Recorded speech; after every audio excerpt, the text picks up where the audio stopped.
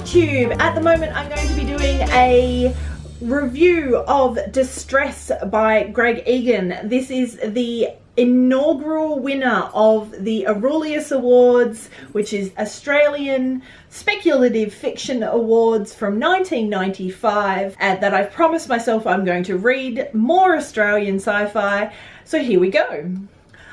Now this one, I have introduced this one a couple of times to different TBRs, etc. I absolutely loved this. It was confronting, it was hard sci-fi, it was amazing. It's set in Sydney and then off the coast of New Zealand for the majority of it. And the science involved in this book is truly amazing. It's set in 2055, which now isn't very far away as it was when it was written in probably early 90s. We're set around a main character called Andrew Worth, and he is a documentary journalist on science and biotechnology, and he is working for a channel called CNET, and they specialise in science, education, entertainment, etc. When it opens, he is filming the last piece for a almost Franken-science style documentary about the way that bioengineering has changed within the 21st century. At the very beginning, and it's a lot of biochemical processes and names and things get thrown at you right from the get-go, and we don't quite know what's going on, but we do know that someone has been murdered and they are basically pumping him full of drugs and electrodes, etc., to wake him up to see who has murdered him. It kind of goes wrong, and they usually tell anyone that they're doing this to that they have been injured, they are in hospital, and they are being helped so as not to shock the person too much, that they are actually able to give them some information. The boy, because I think he's only 19, who has been murdered, for some reason gets the use back of his eyes, which is not a process that they normally do, and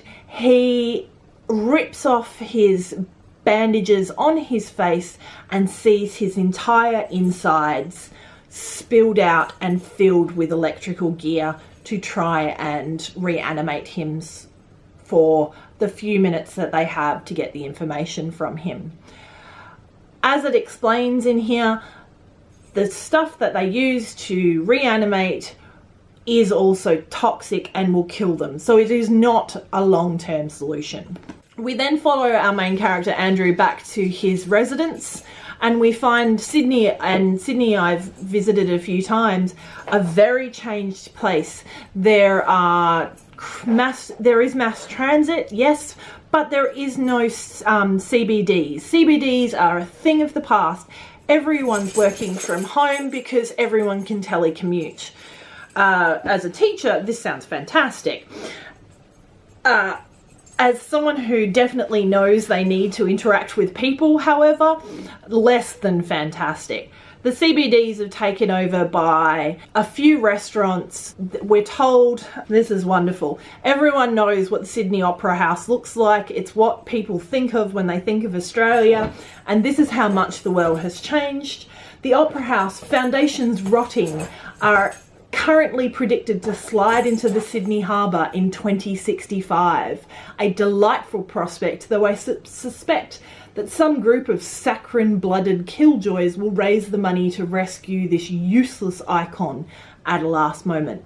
They don't put on concerts, they don't put on operas, they don't put on plays, because everyone watches things in their home, on their iris. Sorry, on their retina. Plugged straight in. The idea that everything's decentralized again is amazing in itself. The idea that such an iconic place could be rotting and disused is amazing to me. So then we move on. He's filmed the rest of his documentary on Frankenscience. The unique way in which he's filmed it is that he has a camera in his eye, and all the information is loaded onto that and stored in his stomach. Some of the things that he had been filming in order to go into this Frankenscience doco was another man who had changed his entire DNA sequence so that he was completely impervious to all viruses. He's also changed the composition of his blood so that it's got this algae in it that turns all carbon dioxide back into oxygen, basically meaning he doesn't even need to breathe anymore. The other thing being he's changed his gut and digestive systems so that he can live on anything. So this man is predicting that the world is going to come to a complete end. His wife is also doing these changes so that they can give their new DNA and the protein RNA onto their children, who will essentially be meta-human or something along those lines. And the rest of humanity is going to completely die out, and they could literally live on old tires. In America, where this man lives, he is petitioning the government to leave some of the old tire dumps from being reabsorbed using enzymes that could turn the old tires back into useful soil, keep them in order to show the heritage of the USA. Basically, so he's got a food source and could live forever. One of the other groups that he's been talking to during this documentary filming is a group of people who are on the autistic spectrum, and they talk about the Lamont area of the brain that is affected to cause autism. I don't know how scientifically accurate that actually is. And basically it's the underdevelopment of this spot in the brain that causes the autism. These people have underdeveloped but not completely gone sections of their Lamont area, and they are asking for they're voluntary autonomists, and they want the surgical ability to remove that area of their brain so they can become completely autistic, so that they don't have to deal with the stigma of, or the pain of wanting to have human interactions but having absolutely no ability to do it. Now, I've taught autistic people, and this one didn't sit right with me, and I have autistic. I'm on the spectrum as well. I have a tendency not to look people in the eye when I'm talking to them, which is an interesting one for a teacher. So this one was very strange for me to read. His previous documentary that he harks back to is about the different surgical procedures that people have undergone in order to change their gender along it says there's 7 genders that are in the modern day. It more seems like there is a spectrum of genders. And I had a moment reading one of these where they talk about the idea of what they called a neural gender reassignment. It's where the person who feels they are in the wrong body gets their brain reassigned within the chemicals and the neural synapses, and it's all reprogrammed, and the brain chemistry is changed so that it lines up with what their body is born with. And this still, it's been a while since I finished this book. I read that section and had to put the book down for an entire day. It was incredibly confronting because it smacks to me of the sort of it feels like Pray the Gay Away, which is just no. I can't. I don't know myself. I feel I don't have the authority to talk about it, but it doesn't seem like something any of the transgender people I have encountered would go for.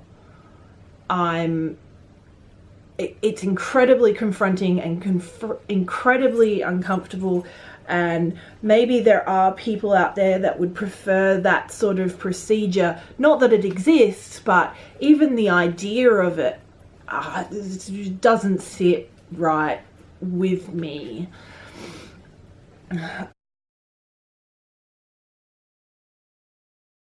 We also have a lot of the technology within this place. They still fly in planes, but instead of going to the doctor, you have a pharmacological device within your house that you basically Google your symptoms and it will spit out almost like a 3D printed medicine for you.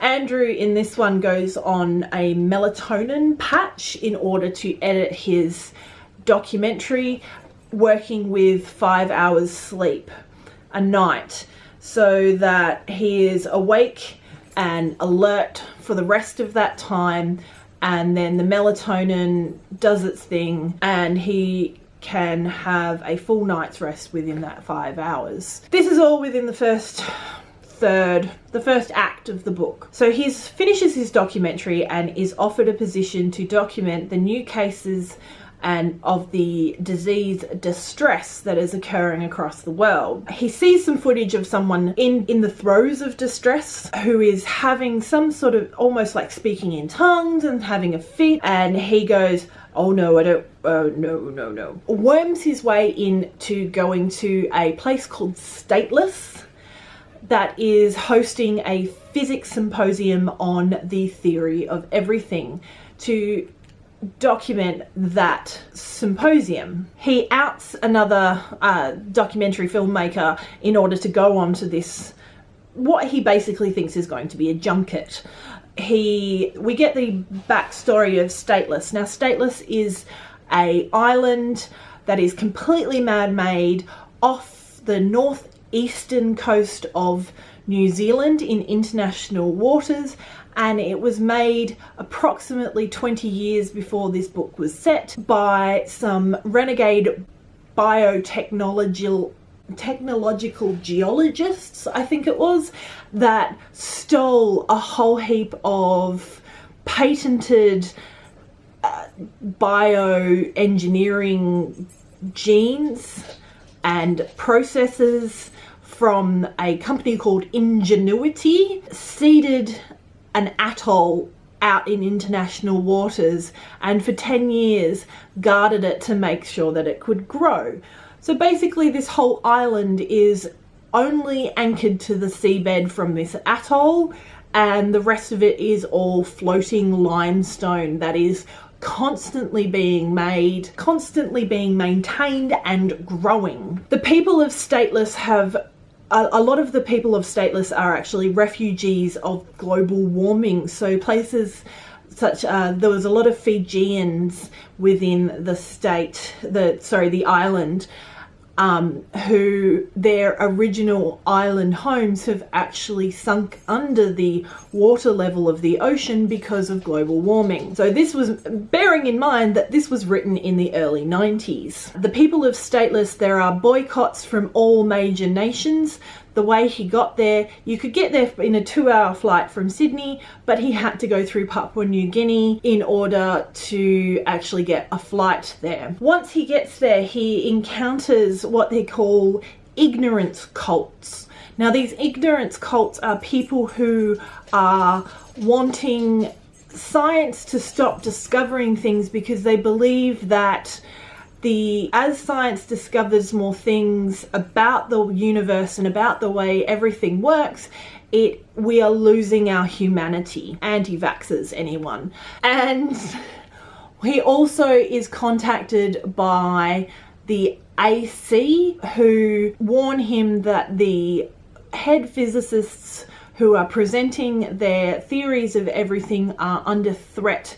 Their lives have been threatened. This book contains a hell of a lot of science, a hell of a lot of jargon, from mathematics to bioengineering to biology to physics, a lot of physics, because the theory of everything is based in a physics world. And the crux of it comes down to, there are a group of people who believe that the person who discovers and understands the theory of everything is actually what's called a keystone, and they are the person who actually invents the universe, forward and backward in time. The reason why there are people out there trying to kill these people is because they want to select their keystone, the person who has the theory of everything that agrees the most with the way they see the universe. These people are,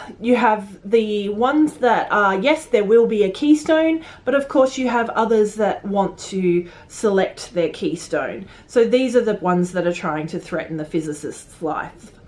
The hardcore science in this will be off-putting for some people. The violence within the uprisings of the peoples of Stateless may also be off-putting to people, but I really, really enjoyed this book. I liked the science of it. I liked the confrontation that it presented to me. I especially liked the idea of the technology being patented and all the gene therapies being patented, because that's the way we're going. It is a reality that medicine and genes, junk DNA was actually what he called his second documentary, the one that he was filming at the start of the book. I gave this book 5 out of 5 stars because, although I've said in the past I like a book that makes me laugh, I did laugh at this, but it was an ironic way. It was confronting and gritty, and none of the pieces in it were unnecessary. I never felt myself going, oh my god, just get back to the story. It was all incredibly visceral.